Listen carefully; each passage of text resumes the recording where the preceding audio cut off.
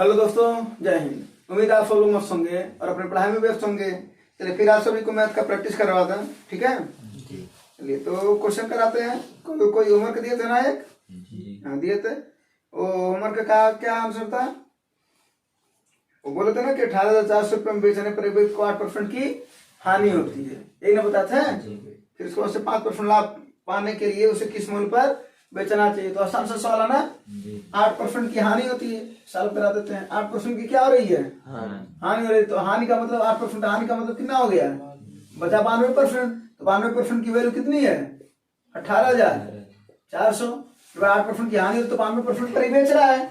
तो परसेंट में कहोगे तो 92% और रुपये में कहोगे तो 18,400। उसी वस्तु को यानी क्रममूल्य चाह तो निकलवा ना करें यहाँ पर, क्योंकि क्रममूल्य पूछ भी नहीं रहा है ना। तो क्या कर लेंगे हम?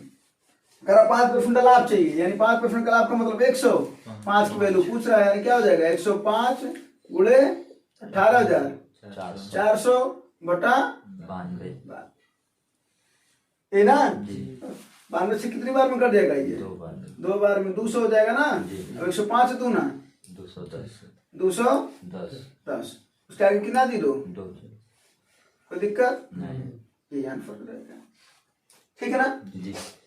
या इसी सवाल को ऐसे भी लगा सकते थे कि अगर बात करा जाए 18,400 रुपए को जब तुम बेच रहे हो तो तुम्हें क्या हो रहा है? 8% की हानि हो रही है। तो इसका क्रम मूल्य निकाला जाए। क्रम मूल्य में 100 कहाँ होता है? ऊपर। 100 बटा 92। अब ये इतना क्या है? वस्तु का क्रम मूल्य आ गया। अगर क्रम मूल्य निकाला तो ये आंसर होता, लेकिन वो तो निकाला नहीं है, तो क्रम मूल्य ये हो गया। लेकिन अगर वही पूछा इसी पर तो लाभ चाहिए ना, क्रम मूल्य पर फिलहाल होने लगता है। तो कितना का लाभ चाहिए? 5 का, यानी कितना हो जाएगा? 105 बटा 100, क्योंकि अब विक्रम मूल्य निकाला तो 100 नीचे होता है। अब 100 से 100 कट जाएगा तो देखो यही तो है ये चीज। 105 गुणे इतना है, यही ना। इस तरीके से सोच सकते हो, इस तरीके से भी सोच सकते हो, एक और तरीके से सोच सकते हो, ठीक है ना। एक बार बताओ, हमको कितना परसेंट का लाभ चाहिए बाद में? 5% का, अर्थात कितना का? 105%, यही ना। इसी पर ना चाहिए 105%। 105% देखो किससे से कट सकता है? जरा बताओ, ये किससे कट सकता है? 5 से कट सकता है, 7 से भी कट सकता है, इन सब से कट सकता है ना। और तुम्हें बता दें कि कैलकुलेशन फास्ट रूल करता है कि 9 से देखा जाता है, ठीक ना। फिर किससे देखो? 3 से देखो, 7 से देखो, 11 से देखो, 4 से देखो, 8 से देखो, इन लोगों से देख लो कि किस अंक से कट रहा है वो, ठीक है ना। ये बताओ 7 से देख लोगे ना, क्योंकि 5 से तो सभी कट जा रहे हैं। 7 से देख लो, जो ऑप्शन 7 से कटेगा वही आंसर है। कौन सा कट रहा है? चौथा। कोई और कट रहा है क्या? और भी देख लो ऑप्शन, क्योंकि देखो एक ही बता रहे हैं कि हर जगह ये सही हो जाए ये जरूरी नहीं है, लेकिन इसकी पॉसिबिलिटी ज्यादा होती है, ठीक है। हाँ तो जरा बताओ 7 का कौन सा है? एक ही ऑप्शन है ना। हाँ चौथा ऑप्शन आंसर होगा। यानी सवाल को अगर तुम चाहते तो देख करके भी लगा सकते ना। हाँ बस कि 7 से कटेगा, क्योंकि 105 में 7 है तो 7 से कटने वाला ही आंसर होगा, ठीक है।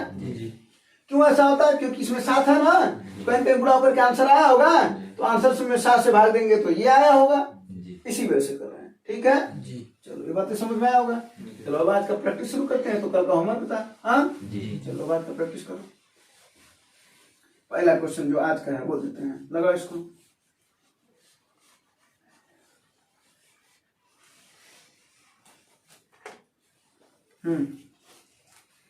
करा एक त्रिभुजाकार मैदान जिसकी भुजाएं 85 मीटर 85 मीटर और 154 है ना। हाँ इसका क्षेत्रफल बताना है। एक तो फार्मूला वो है क्या?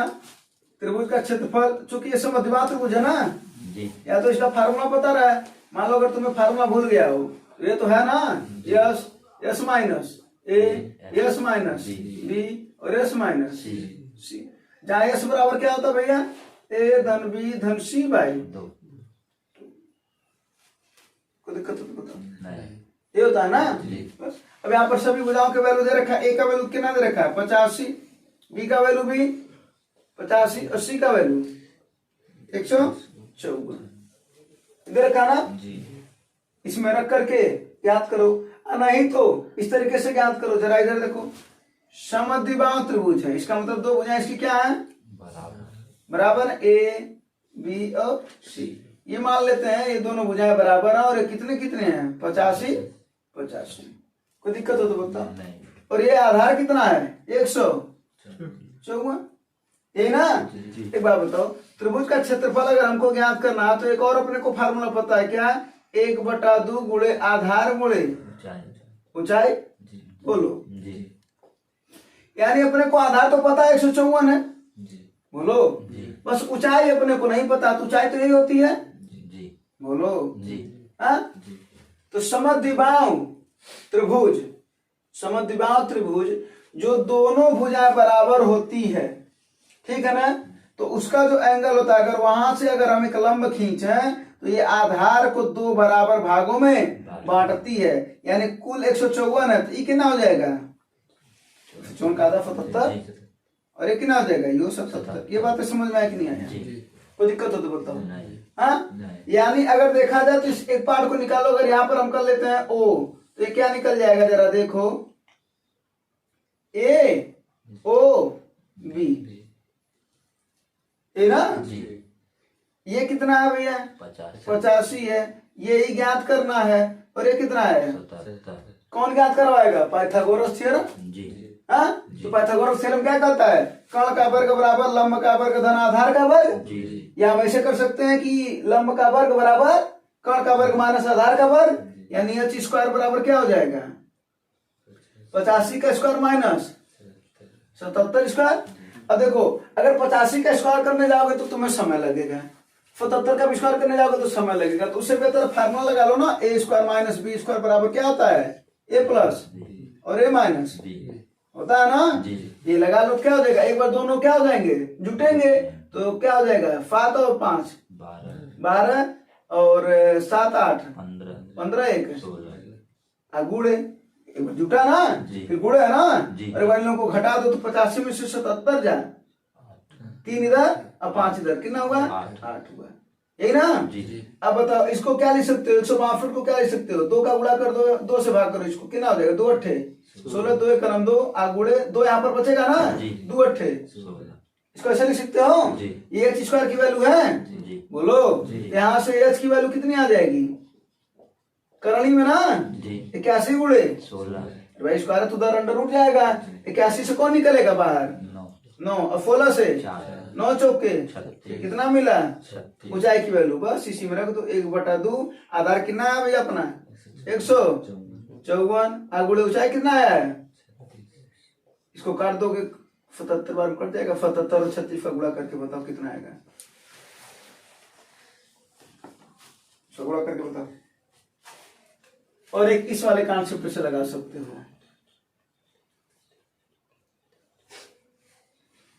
साथ साथ में एक चीज याद भी करना कि ट्रिपलेट क्या बनता है, बताए भी होंगे ना, 5 12 13 का बनता है, 3 4 5 का बनता है ना। हाँ, फिर यहाँ पर एक और हो गया ना, ये कौन है? ये यहाँ पर कितना कितना था? 36 77 और 85 का, ये सब याद रखे रहना, ठीक ना। ये सब बड़े काम की चीज है। अगर ये याद रहता तो बताओ तुम्हें निकालने की जरूरत पड़ती क्या? अगर तुम्हें पता रहता है कि 77 अगर ये होगा और ये 85 होगा तो जाहिर सी बात है कितना होगा? 36 होगा। हाँ, तुम्हें निकालने की जरूरत नहीं पड़ती, सीधी सी बात है। यहाँ पर हम सीधा रख देते तो हमारे लिए मात्र कितने लाइन का सवाल हो जाता है? कितना? 2 लाइन का, 2 लाइन में आंसर आ जाता है। और यही लोग करते हैं, इनका मैथ अच्छा होता है, वो प्रैक्टिस करके करके इतना अच्छा बना लेते हैं कि वो सब चीजें उनके दिमाग में चलने लगती हैं। ठीक है, तो फिर तुम्हारे भी दिमाग में चलने लगेगा। इसका आंसर कितना है?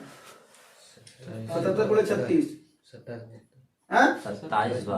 27 72। ऑप्शन नंबर कौन सा है? तीसरा। ये आंसर हो जाएगा, कोई दिक्कत नहीं। हाँ, चलो बिठा दें इसे। और इस तरीके से भी नोट कर सकते हो, अरे इसको लगा सकते हो, इसको नोट कर लेना, ठीक है। ट्रिपलेट याद होना चाहिए, कई जगहों पर काम करता है, ठीक है ना। जितने ट्रिपलेट हैं सब याद कर लो, पाइथागोरस थ्योरम पर जो काम करते हैं, ठीक ना। हाँ, अगला फल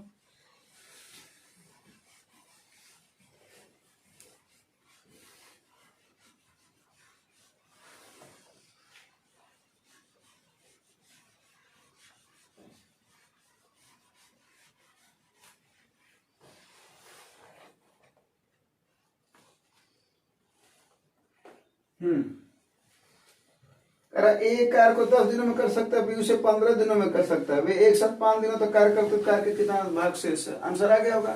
कितना है? 1/6। तो ये तो कोई दिक्कत नहीं है। कितना हो जाएगा? एक कितना दिन में कर रहा है? 10, बी कितना दिन में? 15। दोनों कैल्शियम 30। क्षमता 3, इसकी क्षमता 2। क्या कर रहे हैं ये लोग? 5। एक दिन में ये 3 काम कर रहा है और ये कितना काम कर रहा है? 2 काम। तो दोनों लोग मिलाकर के एक दिन में कितना काम कर रहे हैं? 5। तो 5 दिन में कितना करेंगे? 25। 5 गुणे 5 अर्थात 25। कितने में करेंगे? 30 में ना। हाँ, तो अगर पूछे कि कितना काम हो चुका है तो 25/30 अर्थात 5 × 5 = 25, 5 × 30, 6 में 5 हो चुका है। अब तक कितना बचा है? तब एक काम बचा है। कितने में? 6 में। क्या पूछ रहा है? अगर करने वाला काम पूछेगा तो आंसर 5/6 होगा। अब बचा हुआ काम पूछेगा तो नहीं समझे भाई। 25 का हो चुका है ना 30 में, 25/30, 30 में 25 हो चुका है, यानी 5 भाग हो चुका है 6 में। ठीक, बचा हुआ क्या पूछ रहा है? बचा हुआ यानी 1/6 पहला ऑप्शन है ना जी। अगला सवाल लगाओ।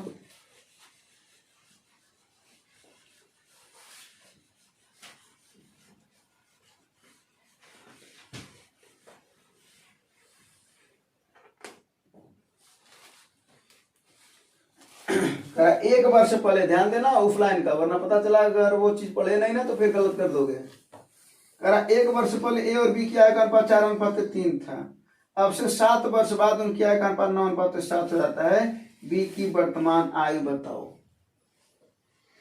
ठीक है,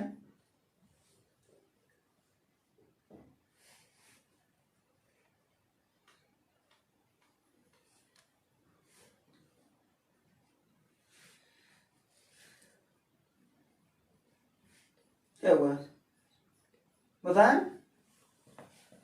चलो देखो इधर, 1 वर्ष पहले ए और बी की आय का अनुपात कितना था? 4:3 था। तो मान लेते हैं कि जो अभी है अनुपात उनका 4:3 है, तो ये कितना हो जाएगा? ये 4x हो जाएगा और ये कितना हो जाएगा? 3x हो जाएगा। हो जाएगा ना। लेकिन वर्तमान आय की अगर बात करा जाए, ये तो वर्तमान है नहीं, 1 साल पहले का है। तो तुम 1 साल बाद कितने हो जाएगा? मान लो तुम 5 साल के हो, 1 साल बाद कितने हो जाएगा? 5 धन 1 कौन होगा? 6 साल के। अगर कहा कि तुम 8 साल के हो आज, 1 साल बाद कितना हो जाओगे? 9 साल। 8 धन 1 है ना। तो 4x पहले था, तो अब कितना हो जाएगा वर्तमान? 4x + 1 और ये कितना हो जाएगा? 3x + 1। ये वर्तमान आयु है इनका, और हमेशा से सवाल में वर्तमान आयु को लेकर के चलते हैं। ठीक है, सवाल का आंसर आ गया। 4x धन 1 कह रहा है 7 वर्ष बाद, 7 साल जोड़ दोगे। इसमें भी 7 वर्ष बाद कह रहा है, यही ना जी। कितना अनुपात हो जाता है? 9/7। इसी को सॉल्व करके x की वैल्यू ज्ञात करके आंसर बता दोगे। ठीक है जी। हाँ जी। तो क्या हो जाएगा? इसका गुणा करो, ये कितना हो जाएगा? 7 1 8 और 4 का इसमें गुणा करो, 4 7 28x, यही ना प्लस ये 7 1 8 हो गया ना, 8 7 56 और ये कितना हो जाएगा? 9 3 27x प्लस फिर कितना हो जाएगा? 7 1 8 हुआ ना, तो 9 8 72। 27 को इधर भेज दो, 56 को इधर भेज दो, यही ना। हाँ, तो 28 में 27 जाएगा, इक्यावन x बचेगा। अच्छा, ये जो 56 है उधर जाएगा तो माइनस ना होगा। 56 घटा दो 72 में से, कितना आएगा? 16। कितना आएगा? 16। कोई दिक्कत नहीं। हाँ नहीं। तो इसकी वैल्यू 16 आएगी। क्या पूछ रहा? अगर पूछेगा वर्तमान आयु बताओ, ये कौन है? ए है, ये बी है। पूछा अगर ए का वर्तमान आयु बताओ तो कितना हो जाएगा? 16 चौके 64 1 65। हाँ, इसका वर्तमान आयु 65 हो जाएगा। अगर पूछेगा बी की वर्तमान आयु बताओ तो 16 3 48 और 1 49 हो जाएगा, ये ना। क्या पूछा? बी का पूछा ना, इसका आंसर 49 होगा। अगर पूछा होता 1 साल पहले, 1 साल पहले ए की आयु बताओ तो कितना 1 साल पहले आयु है? 4x है ना, कितना हो जाएगा? 16 चौके 64। पूछा अगर बी का 1 साल पहले आयु बताओ, सवाल पूछने वाली बात है ना, तो कितना हो जाएगा? 16 48। समझ में जी। एक तो इस तरीके से तुम लगाए हो, एक और तरीके से बता देते हैं इसको देख करके लगाने के लिए। ठीक है, कोई दिक्कत नहीं। हाँ, कितना है अनुपात? 4:3 है। 4:3 लिख दो। फिर कितना है? बाद में कितना हो जा रहा है? 9:7 हो जा रहा है। अगर 1 वर्ष पहले ना कहता जो बोला ना शुरुआत में, 1 वर्ष पहले इनकी आयु 4 और 3 था ना, जी तो हम बीच में क्या लिखते, 7 वर्ष बाद करा तो बीच में 7 लिखते। लेकिन उसने क्या बोला, 1 वर्ष पहले और 7 वर्ष बाद, तो दोनों का अंतर करोगे तो कितना आएगा, 6 आएगा। 1 वर्ष पहले है वो, तुम 1 किलोमीटर इधर जाओ, 7 किलोमीटर इधर जाओ, दूरी कितनी हो जाएगी, 8 हाँ नहीं समझे, जी एक ही दिशा में थोड़ी जा रहे हो। यानी 1 वर्ष पहले और जब बाद में कहेगा तो दोनों को क्या कर दोगे भैया, जोड़ दोगे, यानी 7 1 8 कितनों को बात समझ में है, जी यहाँ पर 8 है, बात समझ में है। ये कहता 2 वर्ष पहले अगर उनका आयु रहता तब कितना हो जाता है यहाँ पर, 2 7 9, ठीक है ना। जी अगर कहता 1 वर्ष पहले बोला ना, अगर कहता 1 वर्ष बाद, तब क्या करते, 7 में से 1, तीनों को बात समझ में क्लियर होना, एकदम स्पष्ट होना, नहीं समझे, नहीं समझे। अब बस वही काम कर लो, तिरछी तिरछाई का गुणा कर लो, 7 चौके 9 त्रिक, अंतर को कहाँ लिखते हैं, नीचे। फिर अब इसका गुणा कर लो, ठीक ना। तो ये का ही अंक है ना, तो वही आ गया 9 8 72, 7 8 56, 72 में 56 घटाओगे 16 आएगा। तो इसे कर लो, 9 और 7 का अंतर कितना होगा, 2 2 8 16 इन लोगों का अंतर ऊपर, ये 1 का वैल्यू होता है, यानी 1 का वैल्यू कितना आया, 16, 1 का वैल्यू कितना आया, 16। तो 4 की वैल्यू कितनी आएगी, 64, 3 की वैल्यू कितनी आएगी, 48। ये 4 और 3 है क्या, 1 साल पहले के हैं, तो 1 साल जब बाद का पूछ रहा है, वही तो वर्तमान है ना, इसी में बोले ना कॉन्सेप्ट भी क्लियर होना चाहिए, वरना 48 ऑप्शन में दिया है देखो, ठीक है। 1 साल बाद का पूछ रहा ना, 1 साल जोड़ोगे तो कितना आएगा, 49। स्पष्ट हो, नहीं समझ में आया, कोई दिक्कत आया ना जी। यानी वैसे समझ, अब तुम कैसे लगाओगे, चाहे ऐसे लगा लो चाहे ऐसे लगा लो। तो अगर पहले और बाद का कहेगा तो जोड़ देना, उसको बीच में लिख देना, ठीक है ना। बाकी सब कुछ वही है जो इसके पहले भी बताए थे, ठीक है ना। इसको तुम चाहोगे तो कैलकुलेशन फास्ट रूल से भी लगा सकते हो। 1 वर्ष पहले बोला ना, सभी ऑप्शन में से एक एक घटा दो, सभी ऑप्शन में से एक एक घटा दो। ऑप्शन क्या दे रखा है, 49 दे रखा है ना, और कौन सा है, 52 और 51 और 48, सभी में से एक घटा दो, कितना आएगा, 48। ये कितना आएगा, ये कितना आएगा, 50, ये कितना आएगा, 47, बी का पूछा ना, तो जाहिर सी बात है बी का उत्तर दिया होगा। जी। अब बी का अनुपात है कितना, 3 ना, जी। जो 3 से कटेगा वही आंसर होगा। ये कट रहा है कि नहीं, कट रहा है, ये नहीं कट रहा है, कट रहा है 3 से, ये ये 2 खत्म हो गए, कदम तो 2 कट रहा है, तब क्या करेंगे, कोई दिक्कत नहीं है, एक काम और कर लेंगे। क्या बोला आगे, 7 साल बाद, 7 साल अनुपात 9:7, यानी अब 7 से कटना चाहिए, तो 7 साल बाद इसको करो, इसमें 7 जोड़ो, तो 7 जोड़ोगे कितना आएगा, ये 48, 7 8 7 15, 4 1 5, और ये कितना हो जाएगा, इसमें 7 जोड़ोगे तो 58, यही ना। हाँ, कोई दिक्कत, तो अब किससे कटना चाहिए, 7 से ना, तो बताओ 7 से कट रहा है, नहीं कट रहा है, और ये भी नहीं कट रहा है, क्यों भाई,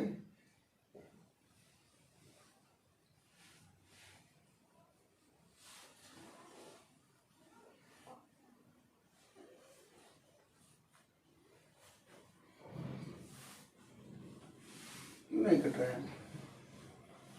अच्छा यहाँ पर एक चीज है, 49 था ना, जी। तो 7 साल जो बाद करेंगे वो इससे करेंगे ना, इस क्योंकि 1 घटा है तो 3 से नहीं कटा, तो 7 जोड़ेंगे, वर्तमान में ना बात कर रहा है, और हम ये उसको लेकर के चले गए और आगे, है ना। तो वर्तमान में अगर हम 7 जोड़ेंगे, वर्तमान से कट रहा है ना वो, इसमें 7 जोड़ो सभी में।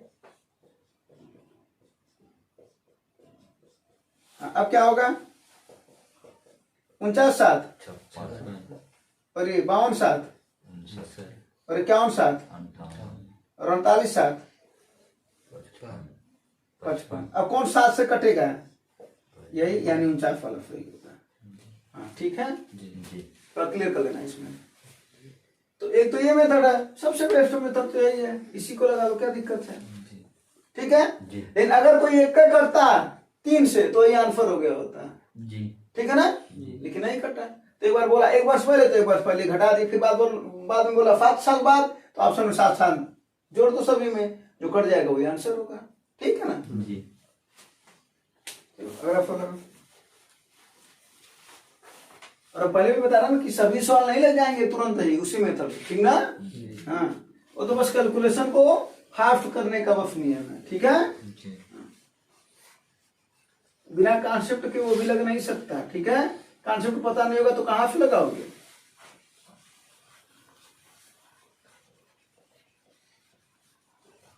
देखो थोड़ा फार्मी इसमें भूल गए थे, है ना? जी।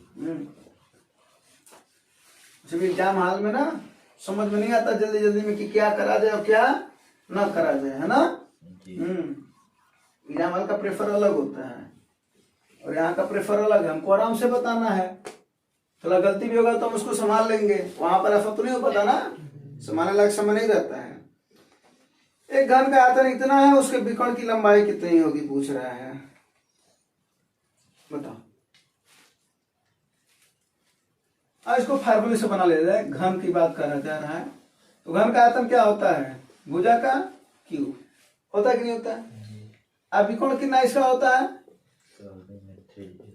करणी में 3a, यही ना? अगर हम इसकी बात कर रहा जाए इन दोनों फार्मूले से, और होता है इसका संपूर्ण पृष्ठ भी होता है, यानी पृष्ठीय क्षेत्र, उसको भी फार्मूला लिख दो 6a²। छोटा तो नहीं लिख रहा है ना? थोड़ा लग रहा है हमको छोटा लिख रहा है, स्पष्ट दिख रहा है? जी। अच्छा, विकर्ण करणी में 3 है। अगर हम इसको एक बात बताओ, अगर हम यहाँ पर तो हमको भुजा की वैल्यू ज्ञात करनी है नहीं, अगर देखा जाए चाहते तो भुजा की वैल्यू ज्ञात कर लेते हैं, चलिए दूसरे तरीके लगा जाए। यहाँ पर क्या करते हैं, आयतन का वैल्यू रख लेते हैं, ए का वैल्यू ज्ञात करते हैं, ए का वैल्यू आ जाता तो विकर्ण में रख देते, विकर्ण ज्ञात हो जाता है। विकर्ण ही तो पूछ रहा है, ज्ञात हो जाता है ना? अगर हम इसको ऐसे करते हैं, दोनों पक्षों का क्यूब करते हैं तो कोई दिक्कत नहीं, कोई दिक्कत तो नहीं है ना? क्यूब कर दे रहे हैं, यहाँ पर क्या हो जाएगा? विकर्ण का क्यूब बराबर है करने में 3 का क्यूब कितना हो जाएगा? 3 करने में 3, भाई करने एक बार हट जाएगा तो 3 बार लिखोगे ना? हाँ, तो ये तो हट जाएगा, एक बच जाएगा, और एक गुणे क्या हो जाएगा? एक क्यूब। बोलो कोई दिक्कत नहीं। तो विकर्ण का क्यूब क्या हो जाएगा? 3 करने में 3, ए का क्यूब का वैल्यू क्या है? b है जी। मैंने उसका वैल्यू आयतन, और आयतन कितना दे रखा है? 192 करणी 3। ये बात समझ में? जी। कोई दिक्कत हो तो बताओ। अब देखो करने में 3 का गुणा कितना हो जाएगा? 3, यानी 3 त्रिक का 9, ये ना? अब ये देखो 9 1 10 दोबारा 3 से कटेगा क्या? 3 छक्के 3 पहले 3 छक्के 18 और 3 चौके 3 होगा, यानी हम 192 को 3 गुणे 64 लिख सकते हैं, और ये तो 9 आया इन लोगों का गुणा करने पर, है ना? हाँ जी। चलो अब 9 त्रिक 27 गुणे 64, और किसकी वैल्यू है? 4 विकर्ण का क्यूब है ना? जब क्यूब करेंगे, अब विकर्ण का वैल्यू हमको मात्र ज्ञात करना ना? क्या हो जाएगा? 27 से कौन बाहर निकलेगा? 3 और 64 से 4, क्योंकि क्यूब है ना? तो घनमूल हमको ज्ञात करना, तो 3 में से कोई एक निकलता है। 27 में 3 बार है, और 64 में 4 3 बार है, 4 बार है, 3 बार है, तो 3 गुणे 4 अर्थात 12। विकर्ण की लंबाई कितनी होगी? 12। देखो ठीक है ना? कोई दिक्कत नहीं। अगला फल लगाओ।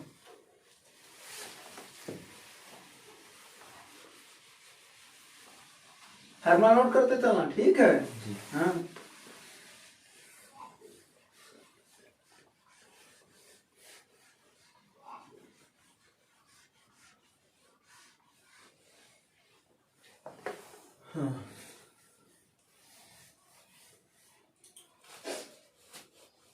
आगे होगा आंसर। अगर 15 लड़के कार्य को 10 दिनों में पूरा करते हैं और 12 लड़कियां समान कार्य को 15 दिनों में पूरा कर सकते हैं, यानी काम वही है। फार्मूला लगाओगे m1d1 बराबर m2d2, क्योंकि कार्य बराबर है तो w1 w2 के बराबर हो जाएगा, यही ना? हाँ, तो कॉन्सेप्ट ये चला है, m1d1 बराबर m2d2। तो बाद में पूछ रहा है कि यदि सभी 15 लड़के और 12 लड़कियां एक साथ काम करें तो कार्य कितने दिनों में पूरा हो जाएगा, ये ना? लगा जाए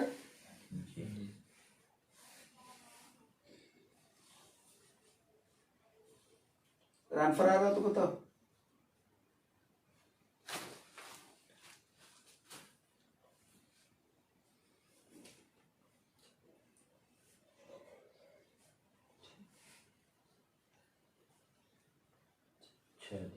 शायद चलो ठीक।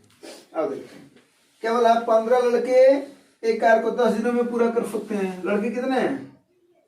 15 जी है ना? जी 15 बॉय कितने दिन में पूरा कर सकते हैं? 10 दिन।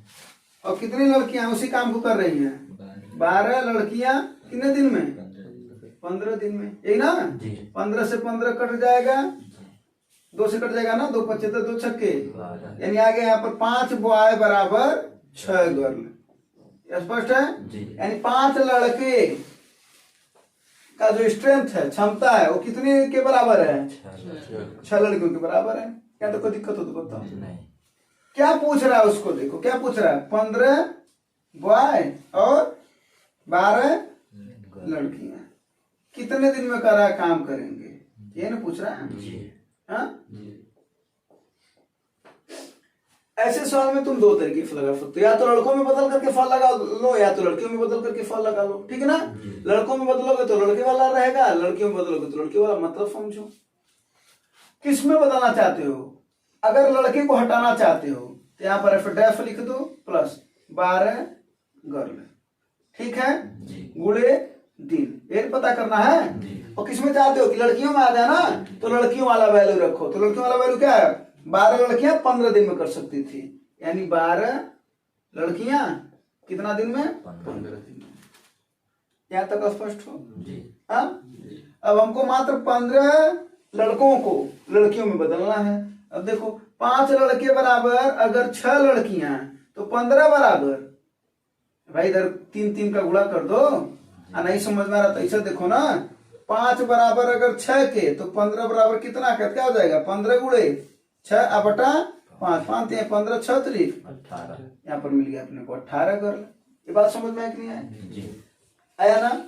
हाँ? इसको साल को कितना हो जाएगा? 18 बार है 30 30 गुणे जी से जी तो हट जाएगा, है ना? जी। 30 गुणे डी बराबर 12 गुणे 15 15 दूना 30 2 छक्के, 12 डी का वैल्यू कितना आया? 6 6, यानी 6 दिन में। हाँ? जी इसको हम ऐसे भी सवाल लगा सकते थे।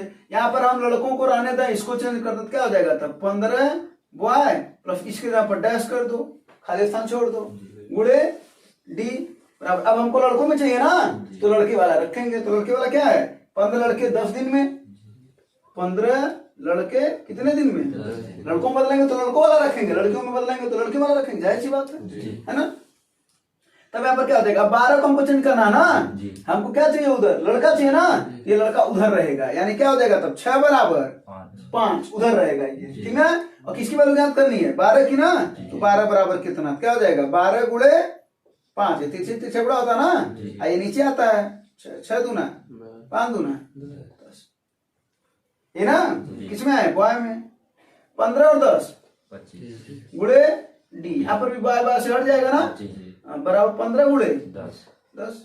कोई दिक्कत? नहीं 5 बच्चे 25 5 तिहाई 15 5 दूना 10 3 दूना 6 दिन। तो दोनों तरीके लगा सकते हो। स्पष्ट हो? जी कोई दिक्कत? नहीं हाँ? नहीं मार कर देना। चलो। अगर फल लगा थोड़ा तो जरूर दिक्कत होगा। लगाओ लगाओ।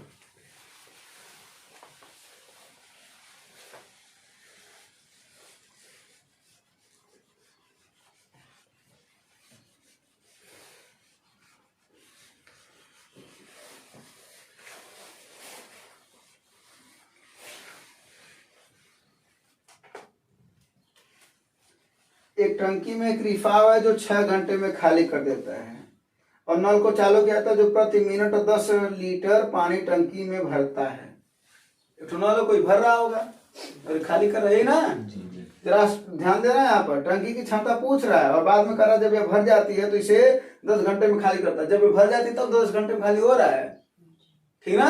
यानी भरने वाले खाली करने वाले 10 घंटे में है, मात्र खाली करने वाला 6 घंटे में है। एक बात को सबसे पहले किनारे निकाल लो इसके।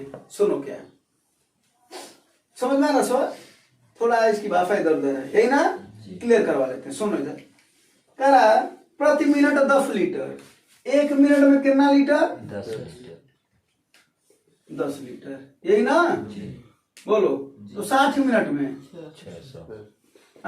600 लीटर। तो 60 मिनट का मतलब 1 घंटा। कहाँ इतना निकाले हैं? ये कहाँ निकाले हैं? घंटे में काम हो रहा ना? तो 1 घंटे कम निकाल करके रखे हैं, अभी कुछ काम पड़ेगा तो यूज कर लिया जाएगा, दिक्कत क्या है ना? तो 1 मिनट में 10 लीटर, तो जाहिर सी बात है 60 मिनट में 600 लीटर, यानी 1 घंटे में 600 लीटर पानी भरा रहा होगा। इनका रहा है रखे रहो। अब देखो, खाली करने वाला कितने देर में मान लो ये खाली करने वाला है तो कितने देर में कर रहा है ये? 6 घंटे में। बोलो, ये खाली करने वाला है।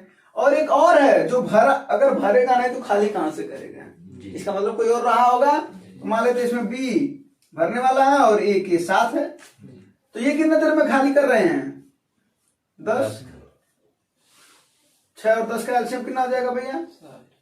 6 और 10 का एलसीएम 30 नहीं हो सकता है क्या? हो जाएगा ना? 30। तो इसकी क्षमता कितनी आएगी? 30/6 यानी 5। तो खाली करो तो -5। इसमें भरने और खाली करने वाला दोनों है ना? इसकी क्षमता कितनी आएगी? माइनस 3 ना? हाँ, कोई दिक्कत? बाद में वो भी भरने वाले को खाली कर देता है, यही ना? अच्छा, अब एक बार बताओ, एक ये क्या कर रहा? मात्र खाली कर रहा, और इसमें क्या है? भरने और खाली करने वाला दोनों है। हाँ, तो हम क्या करेंगे? अगर हम यहाँ पर देखो, यानी -3, और इसमें से किसको घटाएंगे हम? -5 को। तो क्या आएगा? इसकी क्षमता खाली कर, यानी भरने वाली क्षमता कितनी आ जाएगी? तो अरे भाई, दोनों में से खाली करने वाले को घटा दोगे तो भरने वाले की ना क्षमता आएगी? नहीं समझे? इसमें खाली और भरने वाला दोनों है। हाँ, तो खाली और भरने वाले में से खाली करने वाले को घटा दो, खाली प्लस भरने वाला में से खाली करने वाले को घटाओगे तो खाली खाली कट जाएगा, भरने वाला ना आएगा। नहीं समझे? हाँ, तो -3 में से -5 को हटा दोगे तो भरने वाले की क्षमता आ जाएगी। कितना आ जाएगा? -3 प्लस 5, 5 दूना, अरे 2 कहा भाई? 5 में 3 जा 2, यानी 2। ये प्लस आया ना? यानी भरने वाली क्षमता कितनी है? 2। कितनी है? 2। और वही कितना भर रहा है 1 घंटे में? 1 घंटे में कितना भर रहा है? 600 लीटर। तो 600 लीटर भर रहा है, तो वो किसके वैल्यू है? 2 का वैल्यू कितना है? ये बात समझ में आई कि नहीं है? तो भाई भर तो वही रहा है ना, तो 2 की वैल्यू कितनी है? 600। तो 1 की वैल्यू 300। अपने पास पूरा टंकी की क्षमता है कितनी? 30। तो अगर 1 बराबर 300 तो 30 बराबर 30 गुणे 300 अर्थात 9000 लीटर। दिक्कत हो तो अभी बता दो, यहां तक समझ में आया है? क्षमता। हाँ, वो क्या बोल रहा है कि जो भर रहा है वो 600 लीटर है ना, और भरने वाले की क्षमता है कितनी? 2। तो 2 की वैल्यू कितनी है? 600। तो 1 की वैल्यू, तो अगर 1 की वैल्यू 300 तो पूरे की वैल्यू पूरा 30 है, पूरा का मतलब 30 है ना, यानी वो टंकी की क्षमता है 30। तो 30 बराबर कितना? 9000। ठीक है जी। अगला सवाल,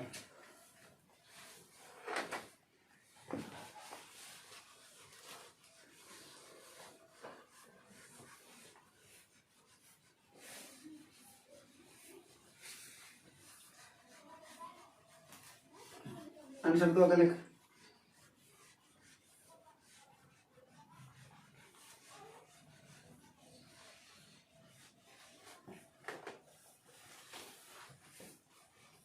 एक स्कूल में लड़की और लड़कों की संख्या का अनुपात 8:7 है। 10 की वृद्धि किया गया और 20 की वृद्धि किया गया, तो नया अनुपात क्या हो जाएगा? यही ना? हाँ, ऐसे सवाल में देखो क्या करते हैं, सीधी सी बात है। 10 का वृद्धि किया ना तो 110 कर दो भाई। 100 से 10 वृद्धि हुआ तो 110। तो दूसरे में क्या हुआ है? 20 का कितना हो जाएगा? 120। परसेंट है ना, ऊपर भी परसेंट है नीचे भी परसेंट, परसेंट से परसेंट हट जाएगा, ये आंसर हो जाएगा। 0 0 कट जाएगा, 11 कट जाएगा क्या? 4 दूना 4 तिहाई, 11 दूना 7 3, ये आंसर हो जाएगा। ठीक है ना? चाहते तो ऐसे भी लगा सकते थे। 10% बढ़ रहा है ना, तो कितना हो जाएगा? 110। 110 में 11 है कि नहीं है? जो ऑप्शन 11 से कटेगा वही आंसर है। ऊपर वाले में कौन सा कट रहा है? दूसरे का, वही आंसर है। समझे? हाँ, इस सवाल को लगाने की जरूरत ही नहीं थी, देख करके आंसर कर सकते थे। हाँ जी कैलकुलेशन फास्ट रूल से, है ना। जी चलो इसको बेसिक भी बता दिए। और हम देते हैं ऐसे सवाल में अभी भी तुम लोग गलती कर देते हो, अब तो छोड़ दो, है ना। जी हाँ। अगला फॉलो, अगला सवाल कह रहा एक दुकानदार 60 किलोग्राम चावल 42 रुपया प्रति किलोग्राम की दर से खरीदता है, और फिर 52 रुपया प्रति किलोग्राम की दर से 120 किलोग्राम चावल के साथ मिला दिया जाता है।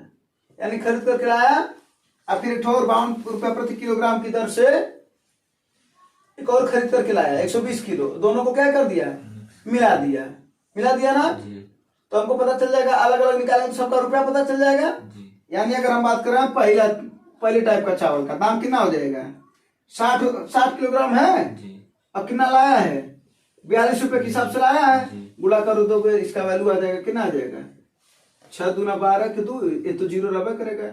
अच्छा 24 1 25 25 20, यही ना। जी अच्छा दूसरा काम क्या किया, दूसरा चावल लाया, जी कितना चावल लाया, 120 केजी, कितना लाया, 120 के कितने रुपए में खरीद करके लाया, 52 रुपए। है ना। अब इसकी वैल्यू निकालो, जीरो किनारे हो जाएगा, 12 का गुणा करो, 12 दूना 24 के 4, 2 आया, 12 25 60 2 62, है ना। जी बोलो, जी उसने इतना रुपया लगाया 25 20 पहला चावल, अब 62 40 दूसरे चावल पर लगाया ना। जी बोलो जी। अब कुल कितना खरीदा है, 180 केजी, जी हाँ। जी तो अगर हम 180 से भाग दे देंगे तो हमको 1 केजी का दाम पता चल जाएगा, पता चल जाएगा ना। अगर पूछा होता 1 केजी का दाम बताओ तो वही आंसर हो जाता है। उसने क्या पूछा कि बाद में उसको 40% का लाभ चाहिए, कि ना 20% का लाभ चाहिए, तो क्या दिक्कत है भैया, 120% बढ़ा देना जो आएगा। जी एक बात बताओ जरा, सही सवाल को अगर हम चाहते तो ऐसे भी लगा सकते थे। जरा देखो इधर, ये आएगा ना 25 20 प्लस, अगर इसका कॉन्सेप्ट तुम्हें क्लियर है तब की बात हम कर रहे हैं, बटा 180, ये आएगा ना। जी ये कितने का दाम होगा, 1 केजी चावल का, जो मिक्स कर दिए हो, जो मिक्स किए हो 1 केजी चावल का दाम है। जी इसी पर कितने का फायदा चाहिए तुम्हें, 20%। कितना हो जाएगा, 120 बटा। एक बार बताओ, एक गुणक के रूप में 120 है, 120 में 4 आता है, जो 4 से कटेगा वही आंसर होगा। 4 से कौन सा ऑप्शन कटा, 4 से कटने के लिए एक दो ठो देखते हैं, कौन सा ऑप्शन होगा, तीसरा। यानी सवाल को अगर हम चाहे होते हैं तो देख करके कर सकते, लेकिन अगर मान लो 2 ऑप्शन होता तब भाई मेथड तो है अपने पास, जी जी ये है ही नहीं, है।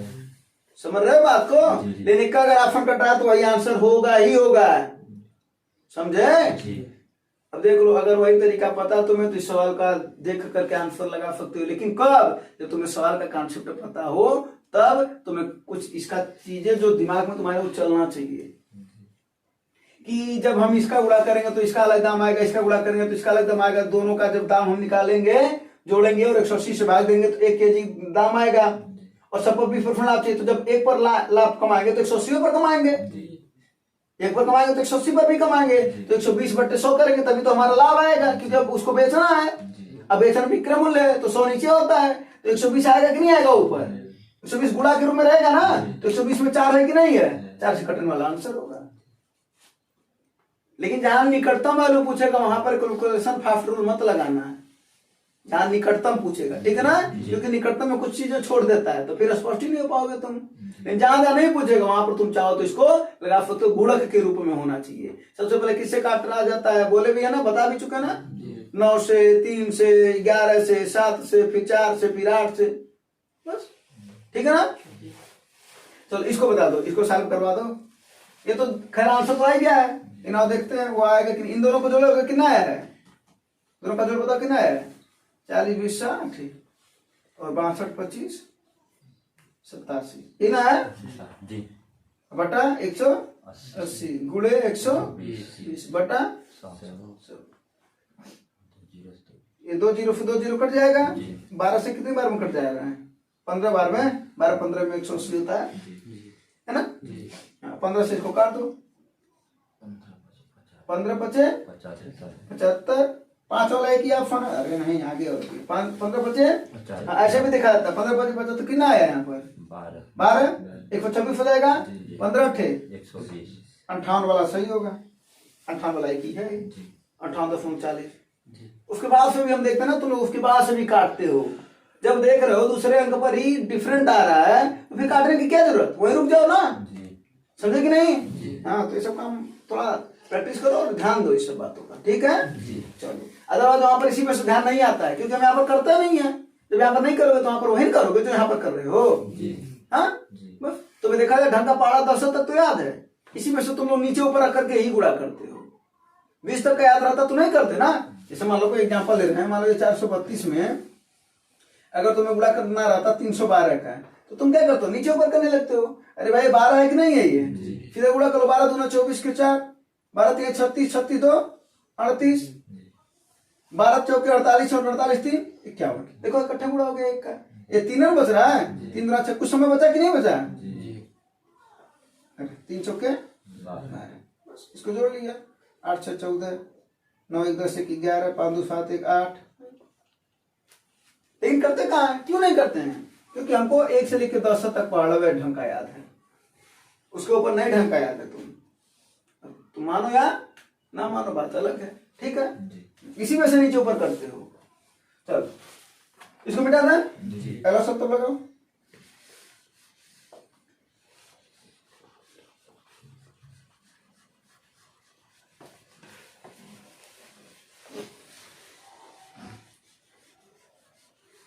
ये वाला शब्द फार्मूले से भी लगा सकते हो और सोच करके भी लगा सकते हो, है ना? जी हाँ? जी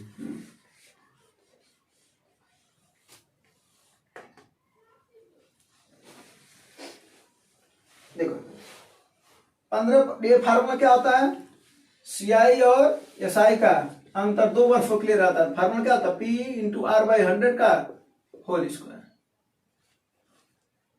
ठीक है ना? जी कोई दिक्कत? नहीं हाँ, नहीं अगर यहाँ पर इसका अंतर कितना दे रखा है, 225 225 बराबर P, ये तो पूछ रहा ना, जी। R की वैल्यू कितनी है, 15, तो 15 गुणे 15 बटे 100 का स्क्वायर यानी 100 गुणे 100।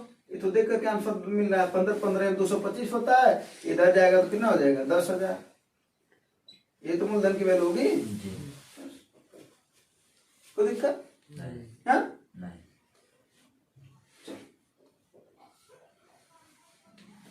अगला सवाल।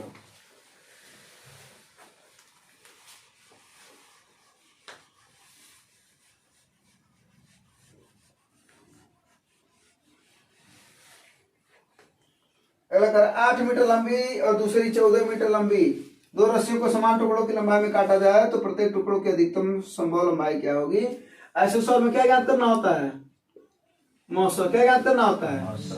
अगर पूछा है कि लंबाई कितनी होगी तब मौसा इसका आंसर होगा, और अगर पूछेगा, सुनो इधर, अगर पूछेगा उनकी संख्या कितनी होगी, कुल संख्या उनकी कितनी होगी, जो काटे जा रहा है ना उनको, केट होंगे, कुछ होगा ना पता है, तो जानते क्या करना है, जो दिए है, जैसे क्या दे रखा है 8 ना, तो 8 बटा मौसा, एक और है ना 14 बटा मौसा, कोई और होता तो मान लो 16 आता तो 16 बटा धन 16 बटा, समझ में आना, कोई आंसर होता अधिकतम संख्या। तो दोनों इसका आंसर दिया जाए तो बताओ 8 और 14 का मौसा कितना होगा, 2 यानी आंसर इसका कितना होगा, 2।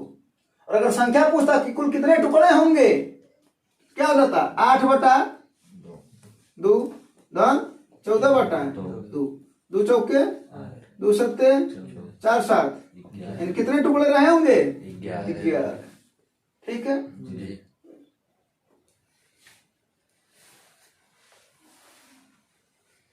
अब क्या करना,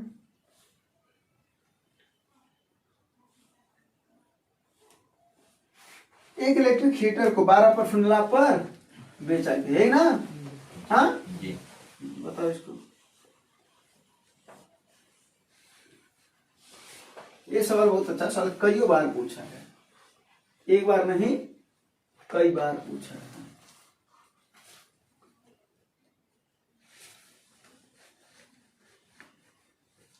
देखो क्या कर रहा है, एक इलेक्ट्रिक हीटर को 12% के लाभ पर बेचा गया, यही ना। जी हाँ देखो इधर क्रय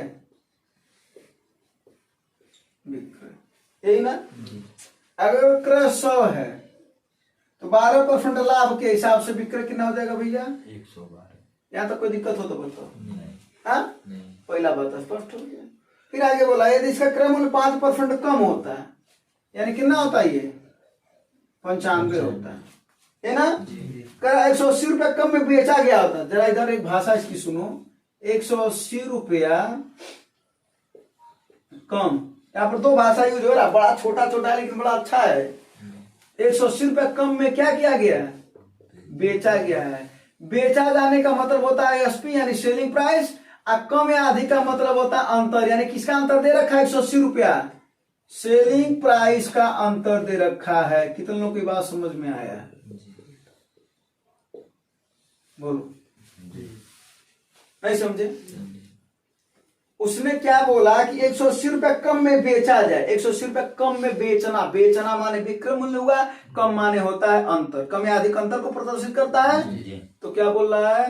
बेचने का अंतर दे रखा है, यानी विक्रय मूल्यों का अंतर दे रखा है। अब बताओ, जब एक विक्रय मूल्य हमको यहाँ पर पता चलेगा, और अंतर तभी पता होता है जब कम से कम दो लोग हों, यानी एक विक्रय मूल्य यहाँ पर है तो एक विक्रय मूल्य यहाँ पर आएगा, और इन्हीं लोगों का अंतर दिया है 180 रुपया। ये बातें स्पष्ट है? अब तो सवाल ही गया होगा, समझे? तो पहली लाइन में बोला कि 12% लाभ हो रहा, तो 100 रुपया अगर क्रम मूल्य था अपना तो 112 हो गया विक्रय मूल्य। फिर बाद में बोला 5% अगर कम कर देते, यानी 95 पर अगर हम खरीदे होते तो हमको 180 रुपया कम में बेचा होता है, तो कितने का कर लाभ होता है? 10% का लाभ ना। लाभ किस पर होता है भैया?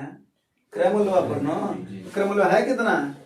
95, और इसी पर लाभ हो रहा है कितने का? इस पर मत कर देना, विक्रय मूल्य पर लाभ होता है कि 112 का नहीं निकाल दोगे, ऐसा ना निकाल देना। 112 का 110%, और बाद में बोला आ ही नहीं रहा था, कैसे आएगा? क्रय मूल्य इधर है, यहाँ की बात हो रही है, तुम उस पर लगाओगे तो कैसे आएगा? बात समझ में आया? ऐसे सवाल का दो लाइन में बात करता है ये। पहली लाइन की ये बात किया, दूसरी लाइन में ये बात किया है कि 5% कम होता, 110% लाभ हमको चाहिए, यही हो गया। 10% लाभ चाहिए तो 110 हो गया। और ये जो कम या अधिक बोला है वो बेचने का क्या दे रखा? विक्रय मूल्य, और विक्रय मूल्य का अंतर दे रखा है। अभी कर लेंगे, अब इसको सॉल्व कर लो। 0 से 0 कट जाएगा, 11 25 55, और 11 9 99, 99 5 104, और ये 10 लगा दोगे बस। अब अब देखो, ये विक्रय मूल्य पहला मिल गया और ये विक्रय मूल्य दूसरा मिल गया, इन्हीं लोगों का अंतर दे रखा था 180 रुपए के बराबर। तो पूछ रहा है क्रय मूल्य बताओ, पहले क्रय कितना था? 100 था, वही 100 की वैल्यू पूछ रहा है। क्लियर हो? हाँ, पूछ दिया तो बाद का क्रय मूल्य बताओ, तो 95 की वैल्यू याद करते। तो आओ पहले देख लें, इन दोनों का अंतर कितना है? 7.5। 112 में से 104.5 घटाओ कितना आएगा? 7.5। तो 7.5 की वैल्यू कितनी है? 180। किसका वैल्यू पूछ रहा है? 100।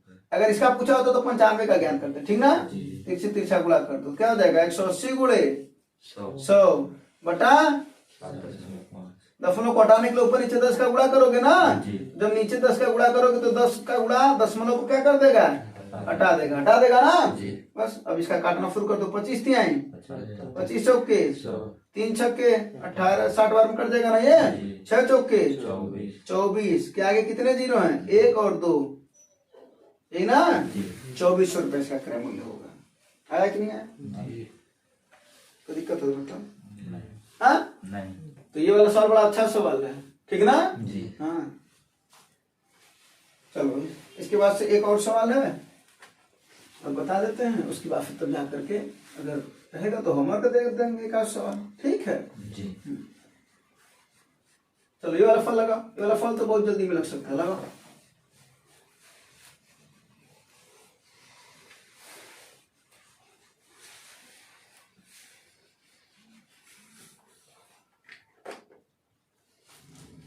एक निश्चित जमा पर 3% प्रति वर्ष की दर से ब्याज 1 वर्ष का 210 रुपया होता है। उसी जमा पर 4% प्रति वर्ष की दर से 1 वर्ष में कितना अतिरिक्त ब्याज मिलेगा? यही ना। अब इधर देखो, 3.5% किसके बराबर है? जो 3.5% का ब्याज मिला है, इसका मतलब देखो, अगर हम तुमसे 10% में कितना ब्याज मिला तो तुम क्या जवाब दोगे हमको? 3.5% या 3.5%। और रुपया पूछेंगे तो क्या जवाब दोगे? 210। यानी ये दोनों का बराबर है कि नहीं है? ये बात समझ में आया कि नहीं आया? नहीं आया, नहीं आया, बोलो।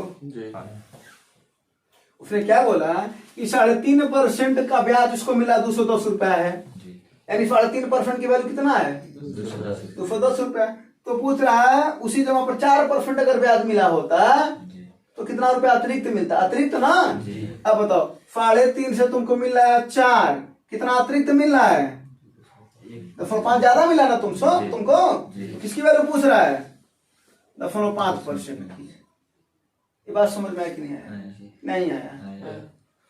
ये वाली बात स्पष्ट है कि 3.5 की वैल्यू है 210 के बराबर। जी। पूछ रहा कितना अतिरिक्त ब्याज मिला, तुम बताओ 3.5 से 4 मिलने लगा तो तुम्हें कितना ज्यादा मिला है, 205। उसी की वैल्यू पूछ रहा है। तो क्या हो जाएगा, गुणा कर दो, क्या हो जाएगा, तिरछी तिरछा गुणा करोगे ना, जी। तो 0.5 गुणे 210 बटा 3.5% से परसेंट तो ऐसे भी हट जाएगा, ठीक ना।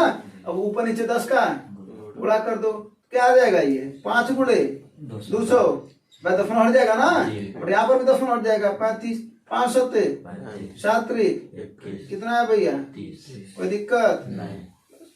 दिक्कत की लगा जा सकता था, है ना। यहीं पर 5 सत्ते 35, 7 3 21 आंसर आ गया होता, जी। आ गया होता ना। जी। बोलो जी। हाँ, जी। चलो कोई दिक्कत परेशानी नहीं। समस्या प्रॉब्लम, नहीं। तो एक सवाल दे दे रहा हूं, इस सवाल का आंसर तुम लोग बताना, ठीक ना। और ऐसा सवाल अभी थोड़ी देर पहले बताया भी है, बताया ना। जी। हाँ जी। हाँ, तो इस सवाल का आंसर तुम लोग बताना कमेंट में, ठीक है। तो उम्मीद है चीजें समझ में आएगा और आप लोगों को भी। धन्यवाद, जय हिंद।